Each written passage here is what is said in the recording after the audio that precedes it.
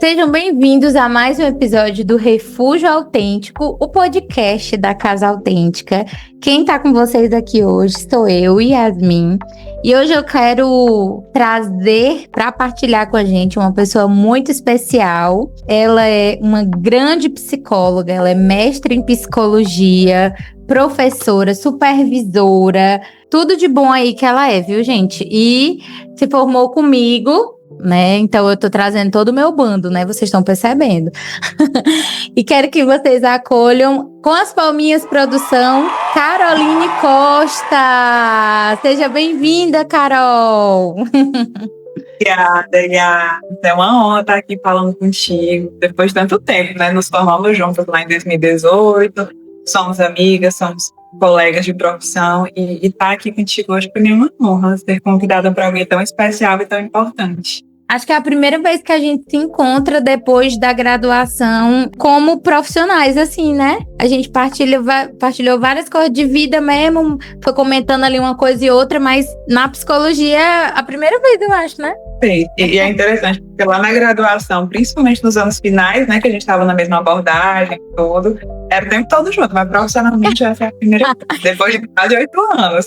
Quase, isso mesmo. E, a gente... ficha caindo, né, Yas? Eu trouxe a Carol, gente, para conversar, porque hoje o tema tá muito bacana. E a Carol também, ela é terapeuta de casais. Olha só que legal. Então, hoje a gente vai falar, o nosso tema é quando só um quer mudar. E o que abrange esse tema, né? Abrange o relacionamento. E um relacionamento que passa por dificuldades, mas se percebe, né, entre ali o casal, que somente um tem essa predisposição maior à mudança, à transformação, a entender, a ceder, né? Então, muitas vezes essa pessoa, ela já está em terapia, e aí ela vai percebendo, né, que todo o movimento acontecer dentro dela, e quer que isso também aconteça dentro do seu relacionamento. Então, nesse episódio, a gente vai conversar sobre isso, até mesmo como um fio de esperança aí, né, para quem está se relacionando, precisa viver transformações dentro do seu relacionamento, mas percebe que o teu parceiro ou a tua parceira não estão tão dispostos, né, a essa mudança. Com esse teor de esperança, mas também com muita responsabilidade, porque a gente vai trazer aqui questões onde não é um caminho unilateral, né? E aí a primeira coisa que eu quero falar é que o relacionamento, ele é um vínculo, né? Ele é aí um espaço de vínculo, onde você se vincula a outra pessoa não somente nos teus sentimentos, não somente naquilo que você sente, na paixão, no encantamento, mas também nos teus comportamentos, no teu corpo, né? Você se vincula com a outra pessoa com todo o teu ser, né, Carol? Como que tu enxerga isso, esse relacionamento como esse espaço de vínculo? Nós somos seres que nascemos para relação, né? Embora tenha muita gente que gosta da solidão, solitude, aquelas coisas, e que é importante muitas vezes, mas nós somos seres relacionais, né? Até quando temos dificuldade, nós sempre estamos nos relacionando com algo, com alguém ou com alguma coisa. Então, como que pra ti é e como tu percebe, se acende esse conceito de o relacionamento é um lugar do vínculo, um campo de vínculo? Primeiro, é importante a gente frisar exatamente isso que você colocou. Relações são vínculos. E quando a gente fala vínculo, é dessa forma mais autêntica possível. Porque o que o vínculo traz? O vínculo traz história, repertório de vida, emoções, sentimentos. Um vínculo traz as necessidades também. E vínculo não é um lugar de fronteira, né? Porque às vezes a gente acaba confundindo muito. Tá, o vínculo é esse aqui, aí de um lado tem um, de um lado tem o outro. Como se o vínculo fosse uma soma de duas pessoas. E o vínculo não é para proporcionar uma soma de duas pessoas. O vínculo, na verdade, é um lugar mais de você estar ali em confluência com o outro. O que é meu, o que é do outro, o que é nosso. Então, o vínculo ele também proporciona esse lugar do nós. Olha, aqui tem a Yasmin, aqui tem a Carol, e aqui tem o que nos une, mas também o que nos diferencia dentro desse lugar de respeito. Eu não estou me somando com a Yasmin. Existe eu e a Yasmin dentro de uma relação, o nosso nós. Então, olhar para a relação dentro desse espaço de vínculo, trazendo toda essa tradução que eu acabei de colocar para vocês, é olhar muito para essa relação dentro de um lugar respeitoso. Por quê? Porque quando eu enxergo esse vínculo dessa forma autêntica, eu paro de projetar. Porque acontece muito. Quando eu enxergo o outro como uma soma, eu enxergo o outro naquilo que eu quero que o outro seja. Quando eu olho para um vínculo dentro dessa perspectiva respeitosa e autêntica, eu enxergo quem o outro é, quem eu sou e quem nós podemos ser. E aí essa é uma das formas de intervenção da terapia de casal. Porque às vezes chega ali dois caras do casal, cada um impondo as suas necessidades um para o outro e não se torna saudável. A gente não gosta da Yasmin, eu tenho certeza que tu não gosta quando chega alguém, Yasmin, tu tem que fazer isso daqui. Sim. Tem que ser dessa forma. Porque se torna vivo, se torna às vezes até... eu não consigo traduzir em outra palavra, senão desrespeitoso. Porque valida, porque anula, porque não entende. Então, olhar para o vínculo dentro dessa perspectiva de ligação, de necessidade, de respeito, de autenticidade, é uma forma de enxergar a relação como um todo. É um lugar projetivo de quem eu sou e quem eu quero que o outro seja. Sim. A gente tem até um episódio que saiu semanas atrás, justamente sobre isso, respeitar quem o outro é. Porque você entra num relacionamento e aí parece que você já quer estabelecer tudo que você vai... Não, eu vou abdicar disso, você vai abdicar disso pra gente poder ficar junto. Existe esse diálogo, mas também quantas coisas... Eu achei muito interessante quando tu fala de que a partir do momento em que você estabelece um relacionamento, e eu falei isso essa semana, né, pra uma pessoa, que eu falei, a partir do momento em que você tá uma pessoa e outra pessoa, a gente tem uma relação de amizade. A partir do momento em que aquela relação realmente evolui para um namoro, né? A gente pode continuar sendo amigos. É ótimo que continue sendo amigos. Mas eu tenho um pouco mais de compromisso, um pouco mais de comprometimento ali do que somente numa relação de amizade, né? Então, assim, entender isso, poder identificar isso e poder viver isso, traz até uma certa leveza para o relacionamento. Tu concordas? Toda certeza, Yasmin. Não que a gente não tenha responsabilidade e compromisso dentro dessa relação amistosa, mas quando você começa dentro de uma relação amistosa, quer queira, quer não, você inicia uma nova prática, que é a prática de adoção. O que é a adoção? É você adotar uma pessoa na tua vida. Tu adota ela na tua postura, tu adota ela nos teus valores, tu adota ela na tua cultura, tu adota ela no teu social, no teu familiar. É uma adoção mesmo, e a gente pega ela ao pé da letra. Quando se adota alguém, você inclui. E essa inclusão gera uma energia maior que é depositada. Tanto que quando a gente fala, às vezes, que alguém acabou de começar um relacionamento, está namorando, é natural que, às vezes, ela não consiga se doar para as relações amistosas da mesma forma que ela se doa ao relacionamento amoroso. Por quê? Porque aqui gera uma demanda maior. Na verdade, a relação é um lugar de investimento. E quando a gente está investindo, a atenção vai para isso, o engajamento vai para isso, funciona dessa. E aí, junto com esse engajamento, acaba se tendo um compromisso maior. Por quê? Porque quer adotar essa pessoa na sua vida. E quando a gente quer adotar alguém na nossa vida, a gente se doa de forma muito mais profunda. Sim. Tu já tem quanto tempo trabalhando só com casais? Você sempre começou a trabalhar só com casais ou foi uma coisa que tu foi descobrindo? Eu fui descobrindo na pandemia, na verdade. Porque eu lembro, a parte mais interessante, né? Lá nós vamos voltar lá para a graduação. Eu tinha pavor de atender casais. Eu tinha pavor de atender família, porque eu pensava, minha gente, é muita gente para você dar conta num setting terapêutico, é muita demanda ali. Porque com uma pessoa, quando a gente se formou, você sabe muito bem disso, com uma pessoa já é um lugar de extrema responsabilidade. E você cuidar de 2 pessoas, de uma família de 3, 4, 5 pessoas, gera um lugar de responsabilidade ainda maior nesse processo terapêutico. Então eu tinha medo de atender. Às vezes eu até falava assim, não vou ser terapeuta, não. Corta pra Carol em 2026. E aí foi em 2021, no início de 2021. Eu comecei a estudar em 2020, mais sobre relacionamentos amorosos, e um estudo mais interno. Foi em 21, entrei no mestrado, e no mestrado já foi dentro dessa linha de psicologia mais voltada para relacionamentos amorosos, E falando um pouco de pandemia no meio disso, junto com as relações, e a partir de 22, que eu já me senti mais capacitada, já me senti mais incluída, fiz formações para isso. A especialização também que eu tenho em Gestalt Terapia, tinham vários módulos de família e relação. Então, quando eu senti que eu realmente tinha conteúdo suficiente para me implicar de forma responsável nessa prática clínica, que é uma prática muito desafiadora, não, agora eu acho que eu estou conseguindo ficar pronto. E pronto eu digo que eu não vou estar nunca, eu espero também. É um lugar de eterno aprontamento.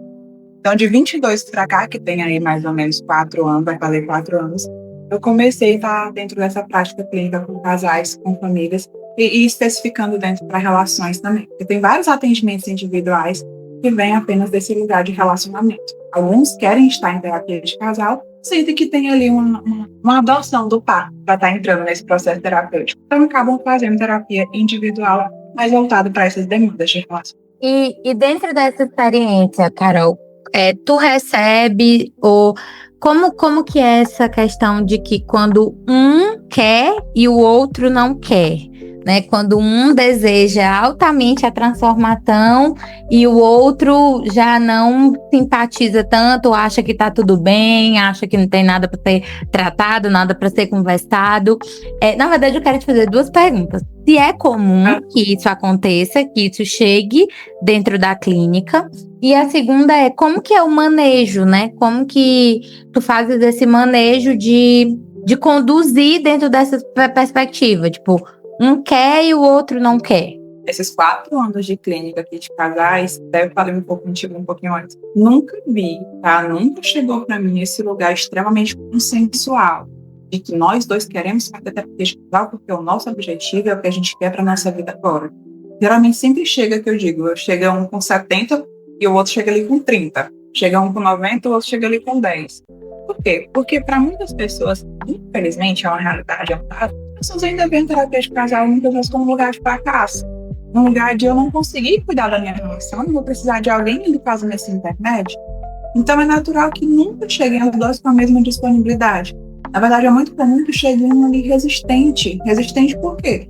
Porque tem uma terceira pessoa que ele não conhece, que essa pessoa não conhece, que é estranho na vida dessa pessoa, que não sabe nada sobre eles até então, e eles vão precisar falar deles. Para quem não tem esse contato com terapia, é muito comum ter todo esse lugar de resistência que acontece. E algo que eu tento sempre trazer para eles, Yas, é muito sobre esse lugar. Olha, aqui não é um tribunal. Então, não espere de mim lugar de juíza, de sentença, de condenação. Eu faço isso e eu acredito que vocês fazem muito melhor do que eu. Então, vocês não vão estar ali na terapia para que eu perca meu tempo, para que vocês percam meu tempo, só para eu dizer quem foi o certo ou errado em determinada demanda. Não é a minha função, não é o meu papel. Acho, inclusive, algo perda de tempo. E que geralmente, às vezes, é o centro das discussões nos relacionamentos. Ou a pessoa se validar, ou então dizer, não, essa parte tá certa, essa parte tá errada, né? Culpar a questão da culpa, etc. Exatamente. E essa culpa, o interessante dela é que ela sempre vem com a condenação. Tanto é que eu não gosto de usar a palavra culpado. Se meus pacientes forem assistir podcast, que eles espero que assistam, eles vão saber que eu não uso a palavra culpa no setting terapêutico.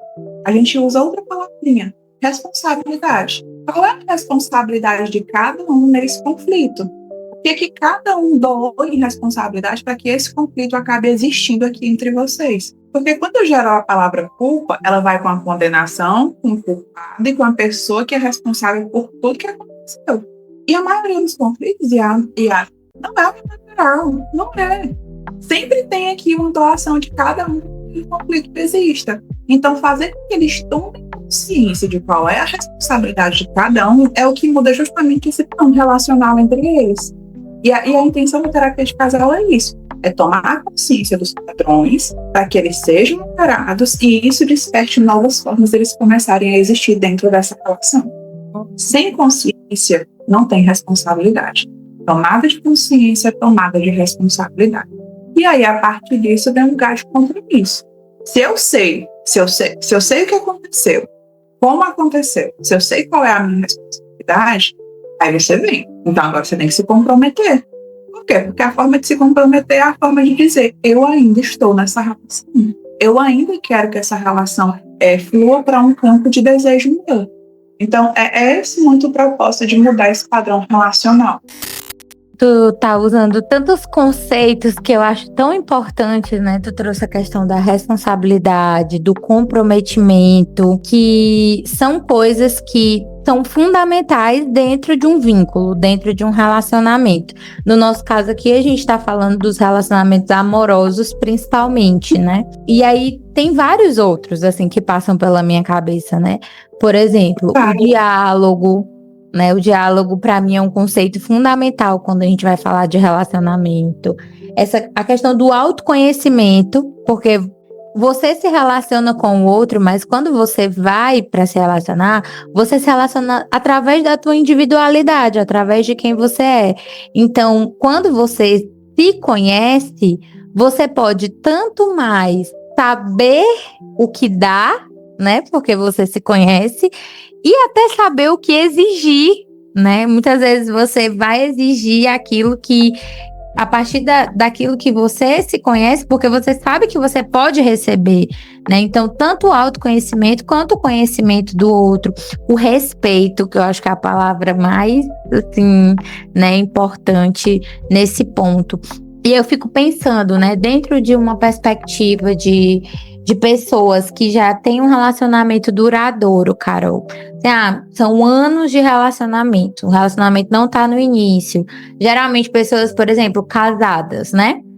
E aí você vê ali que uma tá mais disponível ao relacionamento e a outra já não tá tanto. Quais desses conceitos, assim, tu poderia trazer pra gente nessa perspectiva de um relacionamento mais duradouro? Que na nossa cabeça, acho que até na minha cabeça também, existe uma palavrinha que é muito forte, assim, existe mais desgaste, né? Digamos assim, existe mais já foram muitas tentativas, e aí, tipo, eu sempre uso um exemplo muito, muito assim, quando eu vou falar de relacionamento, com os meus amigos, com a minha família, que é impressionante. Depois de 13 anos, eu voltei a morar com os meus pais, e eles têm 30 anos de casado, né? E é interessante como depois de 30 anos eu vejo a minha mãe descobrindo alguma coisa do meu pai, ou então a minha mãe tipo assim, olhando para o meu pai dizendo assim, ou então meu pai reclamando das mesmas coisas que eu via quando, tipo, há 13 anos atrás, da minha mãe, tipo, batendo na mesma tecla. Os dois meio que tratando das mesmas coisas, mas ao mesmo tempo descobrindo. Eu acho o máximo quando eles descobrem uma coisa nova, assim, entre eles, né? Eu falo, caramba, passam anos e ainda tem essa situação, ou então passam anos e a pessoa ainda tá descobrindo a outra. Então, assim, num relacionamento que tem mais tempo, e aí você tem essa percepção de que, poxa, só uma pessoa tá ali mais engajada. Quais desses conceitos que a gente já falou, novos que tu queira trazer, você pode colocar para quem está nos escutando como fundamental para dar passos de reajuste nessa relação? Yes. Tem um conceito que é um pouco da sistêmica, mas que eu gosto de usar muito dentro da terapia, embora a sistêmica não seja a minha abordagem, mas que são os 4 R's, que é do John Gottman. Ele usa os 4 R's como uma forma de nortear a sua relação. E o que são os 4 R's? É você olhar essas 4 palavrinhas: respeito, responsabilidade, reconhecimento e reciprocidade. Olhar os 4 R's como norteador de uma relação é você entender que, por mais que a relação esteja ali há muito tempo, como você colocou, relações duradouras, relações que já estão há muito tempo e se conhecem muito bem, tem um vínculo muito sólido. E olhar para essa relação como um lugar de interesse. Eu digo e sempre digo, o amor ele é interesseiro. O amor precisa ser interesseiro, ele não é oportunista, mas ele é interesseiro. Por quê? Porque se a gente aprende a amar amando, e o que é o amar amando? Eu aprendo a amar amando em comportamentos. Eu me dou, eu me esforço, eu trabalho, eu estou ali com aquela pessoa. A gente acaba esquecendo que para eu aprender a desamar, porque a gente também aprende a desamar, tá? Para eu aprender a desamar, eu aprendo desamando. E onde é que está o desamor? Na indisponibilidade, na falta de reciprocidade, no distanciamento afetivo, na falta de interesse, na ausência de curiosidade. Se eu aprendo a amar amando, eu também vou aprender a desamar desamando. Então, o que é que muitas vezes acaba desgastando a relação? A ausência de interesse, a falta de curiosidade, a falta de presença. E quando eu digo presença, não é presença física, porque que a gente muito vê dentro da nossa realidade contemporânea são casais que moram na mesma casa e tá cá aqui, ó, cada um o tempo todo. Em um celular, cada um o tempo todo, separado, cada um vivendo a sua vida. Estão juntos, ligados a um ambiente físico, mas no lugar tanto emocional quanto no lugar de sentido de vida. O que mantém uma relação saudável, duradoura e um vínculo fortalecido, Yas, é muito sobre o lugar de interesse, disponibilidade. E como é que os 4 R's se reconhecem no meio disso? É primeiro ter responsabilidade. Quem eu sou? Qual é o meu papel dentro dessa relação? O que eu preciso fazer? Porque muitas vezes entra nesse lugar de falta. O outro não faz, o outro não vê, o outro não percebe. Ah, mas o que eu percebo? Porque quando você entra só no papel de acusar, mas não explana, não amplia quais são as necessidades, muito não te ouvir. Afinal de contas, ele só tem falta o tempo todo. Quem é que gosta de ser só apontado e não reconhecido? Eu falei da responsabilidade. E aí eu já venho logo linkando com reconhecimento. Ah, quem é o outro nessa relação? Como é que eu estou percebendo o outro? Isso que eu estou exigindo, aquela pessoa realmente consegue me dar? Isso que eu estou exigindo faz sentido na vida daquela pessoa? Porque confunde até esse lugar da própria empatia. Dentro de relações, as pessoas dizem, você tem que ser empático, mas parece que a empatia é uma cobrança que a outra pessoa entende que dar. Mas entendendo o lugar daquela pessoa, porque a empatia não é tu se colocar no lugar do outro, é tu tentar ver o lugar do outro como e não como tu estaria se tu estivesse naquela situação. Porque se eu tento enxergar qual é o meu papel naquela relação, nessa situação, e reconhecer é reconhecer um outro. Então, isso é extremamente importante. E aí vem o respeito, que é uma forma de você alimentar ainda mais o vínculo. Respeitar não é concordar. Na verdade, respeitar é você entender. O outro pode ser exatamente quem ele quer ser. E eu posso ser exatamente como eu sou e quero ser. Concordar é muitas vezes você entender se aquilo faz sentido ou não para ti. Agora, respeitar é uma obrigação. E eu coloco o lugar de ser obrigado mesmo. Você não precisa concordar em nada, mas você precisa aceitar, que é o respeitar, em tudo. E aí vem o último R, que é a reciprocidade, que é algo que é extremamente confundido. Tem gente que fala assim, eu só dou o que o outro vai me dar. Tá, e aí, vai ficar nisso? Quem é que um dia vai dar demais? Porque se tu só dá o que tu recebe, tu tá responsabilizando a outra pessoa por aquilo que tu vai dar. Então, tu não vai estar autêntica na relação. Reciprocidade não é devolução. Reciprocidade é um lugar de doação. O que é que eu posso dar para a relação que eu quero ter? Porque quando tu muda um comportamento, tu está ensinando a outra pessoa que ela pode mudar. E como é que a gente consegue fazer isso? Conversando, diálogo. As pessoas acham que tem fórmula mágica. E fórmula mágica, se for existir, é essa. É comunicação. Nada é óbvio. Nada é só o que está na sua cabeça.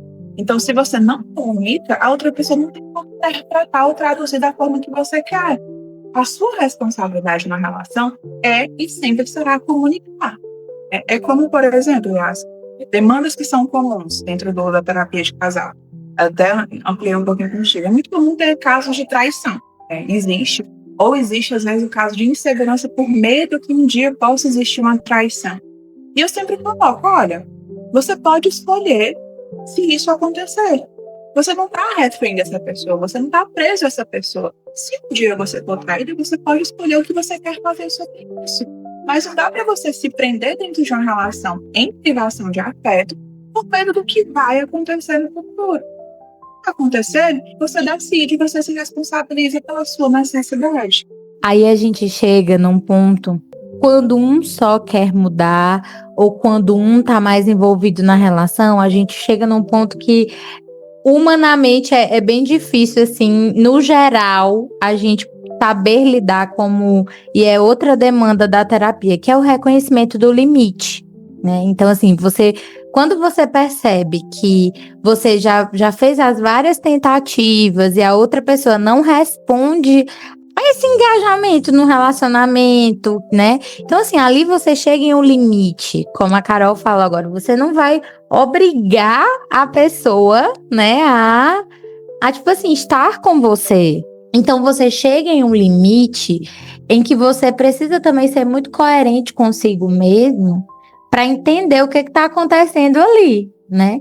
Se há, por exemplo, o desinteresse, se há a falta do afeto, o que é? É uma questão. O que é essa falta, né? Que também configura um limite, né?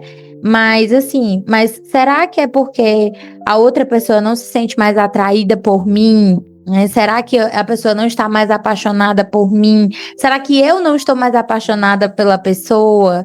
Né? Então, porque isso existe muito, assim, essa questão de todo mundo tem até aquela frase, né? O amor não enche barriga, né? O amor não é suficiente. O amor, ele move. Meu Deus, nós acreditamos que o amor, ele move montanhas, né? Mas quantos conceitos a gente foi trazendo? Eu acho que é a primeira vez que a gente cita a palavra amor na gravação, né? Porque ele é ali a força, mas ele não é um motor, assim, principal, né? Então, assim, de também entender e ser coerente consigo mesmo quando você chegar em um limite, né? Então, se você já fez de tudo e sente que só você luta na relação, então cabe, Carol, assim, essa reflexão de, poxa, então eu vou ter que pensar numa perspectiva de não relação. Não sei se isso existe, mas cabe isso? Yas, tem uma frase que eu gosto de usar na clínica, no Instagram, como gatilho e tudo, que é: o amor não sustenta a relação. Você pode amar muito aquela pessoa, mas se a forma de relacionar não está sendo saudável para os dois, não tem amor que sustente isso. Amor não sustenta a relação. O que sustenta a relação é a própria forma de se relacionar. O que sustenta o amor é essa forma de se relacionar. Então, como tu colocou, é a primeira vez que a gente está falando a palavra amor aqui. A gente foi ligando tanto esse lugar de vínculo, relação, responsabilidade, e tudo que permeia, e falar do sentimento às vezes parece um lugar, até eu vou colocar, um lugar romântico. Falar de amor é falar do romanticismo, e falar de amor é falar de práticas. E quer não, tudo que a gente foi ampliando aqui é o que também configura o lugar do amor. Porque para o amor existir nesse lugar do sentimento, ele precisa perpassar por tudo isso que a gente foi colocando, que é extremamente importante. Então, às vezes na clínica, se torna um desafio para muitos casais entender o que é o amor. Porque o amor não é só o que eu sinto, o amor se torna também aquilo que eu faço. E o que eu faço são práticas que precisam acontecer, são comportamentos que precisam acontecer. Porque se eu só amo, e eu amo no silêncio, eu amo parado, eu amo sem fazer nada, eu amo sem enxergar o outro, eu amo sem me enxergar. Ou eu amo só criticando, apontando, tentando melhorar o outro. Exato. Então, o amor, ele é muito holístico, ele é amplo, ele é enorme. E uma coisa que você colocou que é muito importante é primeiro você se reconhecer. Porque não dá para estar o tempo todo nesse nós. Eu vou até colocar aqui com as mãozinhas. Tem gente que acha que a relação é isso daqui, ó, um só. Nós somos um só. É até um conceito bíblico também que existe, que é muito disseminado. Um só. Não, nós não somos um só. Nós somos duas pessoas aqui, ó. Existe o eu e existe o nós, que está o tempo todo aqui, ó, se encontrando, trocando e entendendo quem é cada um no meio disso. Porque, às vezes, é um conceito muito bonito. Mas quando eu enxergo um só, eu entro no lugar de fusão. E na fusão, eu não sei quem é um, eu não sei quem é o outro, eu não sei qual é a minha fronteira, eu não sei qual é o meu limite, eu não sei o que é que eu quero, eu não sei o que é que o outro quer. Não, a intenção é aqui, ó. Eu vejo quem é um, eu vejo quem é o outro, nós nos conhecemos e criamos um sistema só nosso e a gente consegue entender o que é que nos une. E aí volta lá para isso, todo esse lugar do vínculo. Eu coloco isso como uma forma muito importante. Antes de ser o nós, enxerga o teu eu, porque é o teu eu que também vai nortear essa relação. Porque quando só uma pessoa decide na relação, quando só uma pessoa se responsabiliza pela relação, isso não é relação, isso é sobrevida. Tu citou a expressão bíblica, né? Mas como ela também é muito mal interpretada, né? Dentro de tantos ambientes, assim, de entender que o homem é interessante porque antes de falar da uma só carne, ele fala da individualidade. O homem que deixa vai se unir à sua mulher, né, dentro de uma perspectiva dessa unidade deles dois, né, que já não são mais o fulano separado, a cicrana separada, mas dentro desse separado existe agora uma nova decisão, né? Tem também esse conceito que eu acho muito bacana, né? Que é um pouquinho do que tu tá falando, mas em outras palavras. O amor, que ele não é o sentimento somente, mas a decisão. Então, eu decido estar ali, eu decido o que eu faço ali dentro, né? Se você é um parceiro que trai o teu parceiro, isso partiu de uma escolha que tu fez, né? Se tu é um parceiro que tá ali sempre, que, poxa, que tua parceira passou por uma dificuldade, teu parceiro passou por uma dificuldade, você escolheu permanecer. Ali é tua escolha também, né? Como é onde você quer colocar a tua vida, né? A gente tem a expressão ótima nordestina, que é onde eu quero amarrar meu burro, né? Então, assim, é onde você decide ali estar presente, ser presença. Então, como é importante também essa inteireza individual. Eu acho muito bonito, assim, eu sou cantora de casamentos, tá?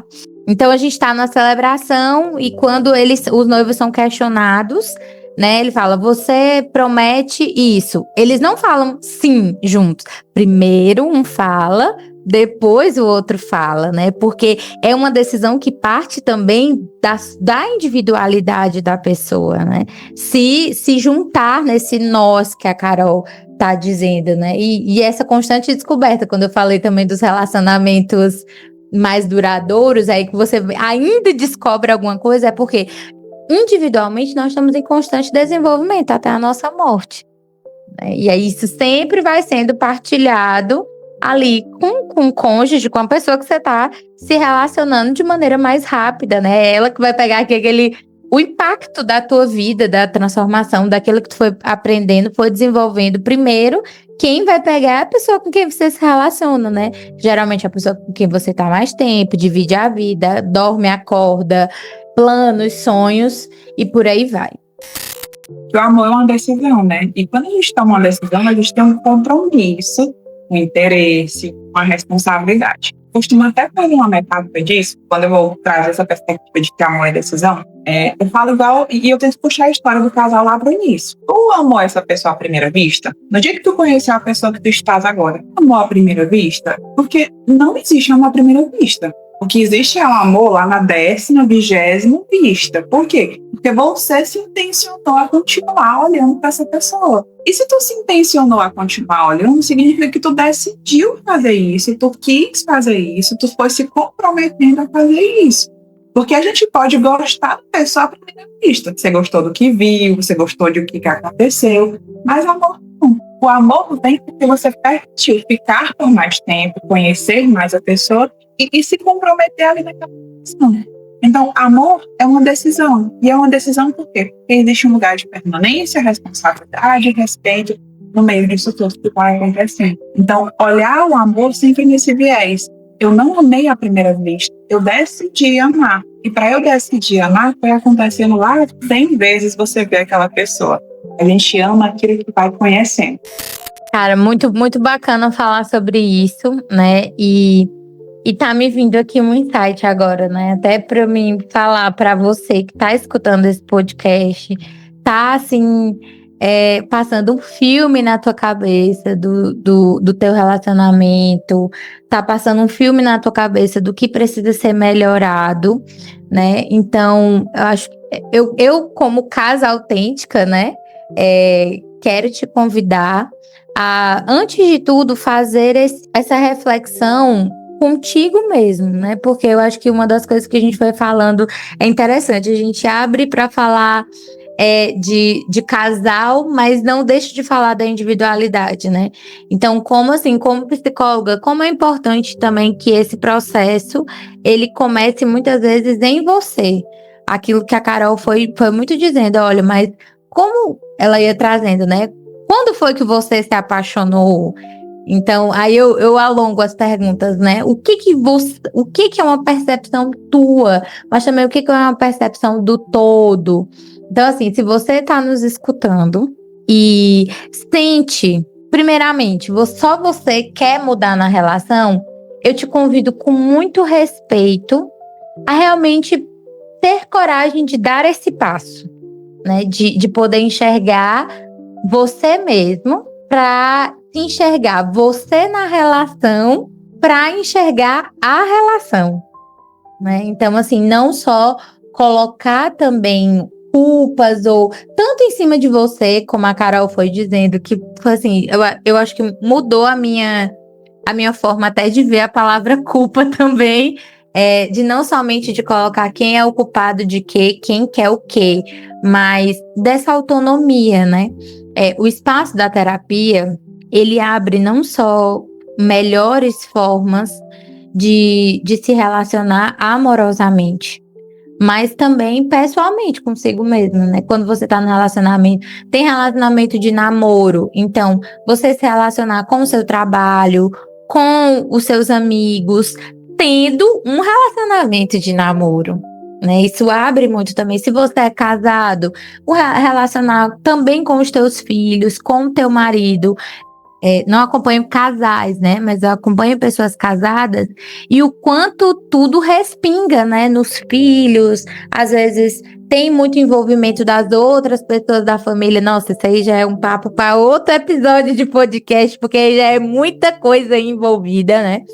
Mas quero te falar para você que está nos escutando, assim, com muito cuidado e muito respeito, que quando você escolhe por essa responsabilidade também em relação a si, o teu relacionamento também sente o impacto. E aí vai ser impossível, dentro de um aperfeiçoamento pessoal, que as pessoas ao teu redor também não notam, só se elas estiverem anestesiadas, gente. Aí, se não, manda elas para terapia também.